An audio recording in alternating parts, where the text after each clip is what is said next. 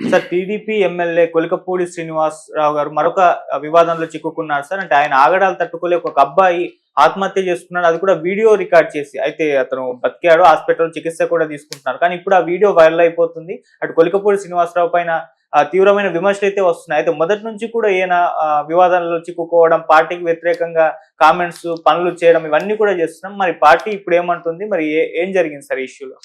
కొలికపూడి శ్రీనివాసం ముందు నుంచి కూడా ఆయన వివాదాస్పద వ్యక్తి. గతంలో కూడా ఆయన బీజేపీ నాయకుడిని లైవ్లో చెప్పుతో కొట్టాడు. దాని తర్వాత ఆర్జీవి తలకు ₹1,00,00,000 ప్రకటించాడు. ఆర్జీవి తల తీసుకొస్తే ₹1,00,00,000 ఇస్తానని. ఇలాగా గతంలో కూడా అనేక ఇది ఉంది. ఆయన అప్పటికి ఎమ్మెల్యే కాదు, ఏం కాదు, ఓన్లీ స్పోక్స్ పర్సన్. ఆయనకేమంటే గట్టిగా మాట్లాడే నేచర్ ఉన్నది, దళితుడు కావడం, దీనివల్ల ఆయనకి మైలేజ్ వచ్చింది. రెండోది ఇలాంటి డేరింగ్గా ఉండి ప్రత్యర్థుల్ని వైసీపీ వాళ్ళని తిట్టడం అనేది బాగా కలిసి వచ్చింది. దాంతో ఆయనకి తిరువూరుకి ఎమ్మెల్యే టికెట్ ఇచ్చారు. అక్కడ తిరువూరు ఎమ్మెల్యే అయినప్పటి నుంచి కూడా ఆయన వైసీపీ వాళ్ళని పక్కన పెడితే తెలుగుదేశానికి సంబంధించిన అనేక మందితో ఆయన రచ్చ చేస్తున్నాడు. రెండోది అనేక మందిని వేధింపులకు గురి చేస్తున్నాడని గతంలో కూడా ఆయన మీద ఇవ్వచ్చింది. చిట్యాల సర్పంచ్ శ్రీనివాసులు ఆయన భార్యను వేధిస్తే ఆయన భార్య ఆత్మహత్య పురుగుల మందు తాగింది. అప్పుడు అది పెద్ద ఇష్యూ అయింది. దాని తర్వాత కొండూరు మండలం గోపాలపురంలో ఒక రహదారి విషయమై గిరిజన ఫ్యామిలీస్ మధ్య గొడవ వస్తే ఈయన వెళ్ళి అక్కడ బూక్యా కృష్ణ చెట్టి అనే భార్యాభర్తల మీద చేసుకుని బూక్యా కృష్ణను కొట్టాడు. దాంతో ఆమె కృష్ణ భార్య చెంటి అని ఆమె పురుగుల మందు తాగింది, ఆత్మహత్య ప్రయత్నం చేసింది. అట్లాగే ఆయన నోటి దురుసు కూడా ఆయనకి గట్టిగా ఉంది. సో ఆయన నేను నా సొంత డబ్బులతో కాలువలు చూస్తే ఇక్కడ కుక్కల్లాగా వీళ్ళకి విశ్వాసం లేదు అని ఆయన అనడంతో అప్పుడు తెలుగుదేశం వాళ్ళంతా ధర్నాలు కూడా చేశారు ఆయనకు వ్యతిరేకంగా. ఇప్పటివరకు ఈయన 2 సార్లు తెలుగుదేశం క్రమశిక్షణ సంఘం ఎదుట కూడా హాజరవ్వాల్సి వచ్చింది. చంద్రబాబు సీరియస్గానే ఇన్ని వార్నింగ్లు ఇచ్చినా కూడా మారకపోతే చివరికి క్రమశిక్షణ సంఘం డిసిప్లినరీ కమిటీ కొనకల్ల నారాయణ, ఈయన మామూలుగా ఆర్టీసీ చైర్మన్, ఈ క్రమశిక్షణ సంఘానికి అధ్యక్షుడు కూడా, ఈయన ఆధ్వర్యంలో ఈయన మీద క్రమశిక్షణ సంఘం విచారించింది. కానీ ఈయన మీద ఎటువంటి చర్యలు తీసుకోలేదు. ఈయన సస్పెండ్ చేయడం కావచ్చు, పార్టీలో నుంచి సీరియస్ నిర్ణయాలు ఏవి తీసుకోలేదు. మామూలుగానే చంద్రబాబు నాంచుతూ ఉంటాడు చాలా విషయాలని ఆయనకు పేరుంది. ఈ విషయంలో కూడా అదే జరిగింది. ఇప్పుడు అది ఎక్స్ట్రీమ్కి వెళ్ళిపోయి నిన్న డేవిడ్ అనే ఒక దళిత తెలుగుదేశం కార్యకర్త, అతను ఒక సెల్ఫీ వీడియో తీశాడు. దాదాపు 5 నిమిషాల పైన ఆ వీడియోలో అబ్బాయి చెప్పుకుంటూ వచ్చాడు. ఫస్ట్ తెలుగుదేశానికి సంబంధించిన చంద్రబాబుకి, లోకేష్కి, కూటమిలో ఉన్న పవన్ కళ్యాణ్కి నమస్కారాలు చెప్పాడు.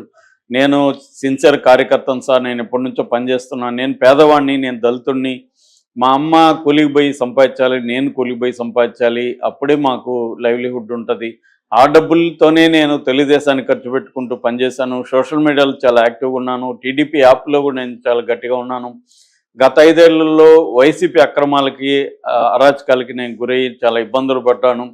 మన ప్రభుత్వం వచ్చింది కానీ ఆనందపడితే ఈ కొలికపూడి శ్రీనివాసు గతంలో నేను ఆయన మీద పోస్టులు కొన్ని పెట్టాను నెగిటివ్గా అని చెప్పి నా మీద కక్షగట్టి ఆయన అనేక మంది తెలుగుదేశం నాయకుల్ని నా మీదకి ఎగదోలి నన్ను కొట్టిస్తా ఉన్నాడు, నన్ను అరెస్ట్ చేయాలని పోలీసుల్ని ఎగదోలుతున్నాడు, నా ప్రాణహాని కూడా ఉందని కొంతమంది చెప్తున్నారు.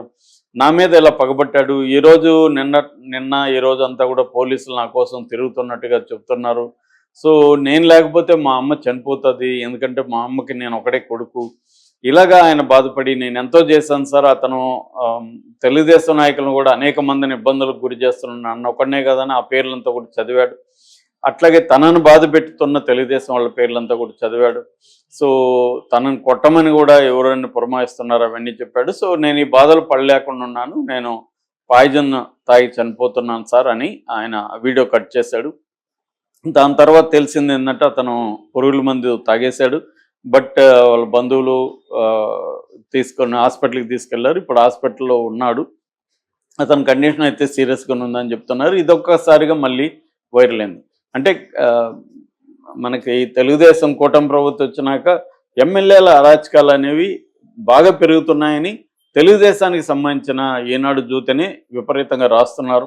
ఎక్కడికక్కడ అరాచకాలు పెరిగిపోయినాయి. అంటే నేను చాలాసార్లు చెప్తుంటాను, ఏ పార్టీకి కూడా ఇవాళ ఒక పార్టీకి ఇంకొక పార్టీకి తేడా లేదు. అన్ని పార్టీలు వీళ్ళే ఉంటారు. మళ్ళీ గెలవగానే ఇక్కడ నుంచి అటు జంప్ అవుతారు, మళ్ళీ వాళ్ళు ఓడిపోతే ఇటు జంప్ అవుతారు, వీళ్ళే ఉంటారు. పాలసీలో కానీ ఐడియాలజీలో కానీ పేరుకి తేడాలు ఉన్నప్పుడు కూడా ఎసెన్స్లో అందరి ఐడియాలజీలు ఇవాళ ఆల్ పొలిటికల్ పార్టీస్ ఐడియాలజీ ఒకటే, అది అధికారం.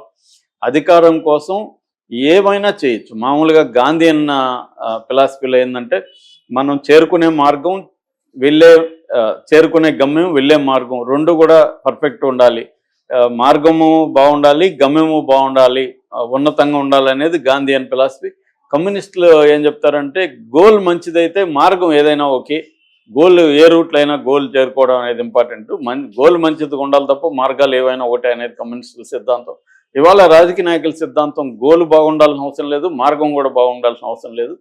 గోల్ అంటే మన గోలే, మన అధికారము, మన డబ్బు, మన పరపతి, ఇదే గోలు.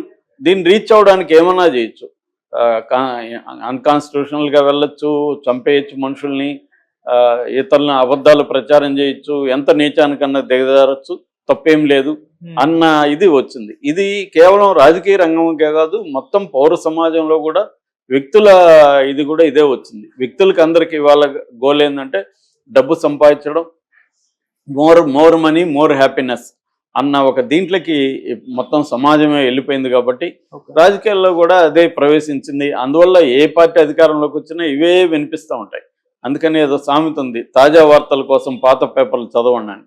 సో ఇప్పుడు మనం పాత పేపర్లు చదివితే ఏముంటుంది, ఇప్పుడు అదే ఉంటుంది, ఏమీ తేడా లేదు. గతంలో వైసీపీ, ఇప్పుడు కూటమి ప్రభుత్వం తప్ప కింది స్థాయిలో ఏమీ లేదు. అదే ఎమ్మెల్యేలు, అదే నాయకులు, వాళ్ళు మళ్ళీ డబ్బులు సంపాదించుకోవడం కోసం ప్రజల్ని, కార్యకర్తలను ఇబ్బందులు పెడుతున్నారు. అప్పుడు జగన్ పరిపాలనలో కార్యకర్తలు ఎంత ఇబ్బందులు పడుతున్నారో ఇప్పుడు కూటమి ప్రభుత్వంలో కూడా కార్యకర్తలు అంతే ఇబ్బంది పడుతున్నారు. కార్యకర్తలు చేసుకోవాలి. ఎలాంటి కార్యకర్తలు ముఖ్యంగా డేవిడ్ లాంటి పేద కార్యకర్తలు కష్టపడతారు.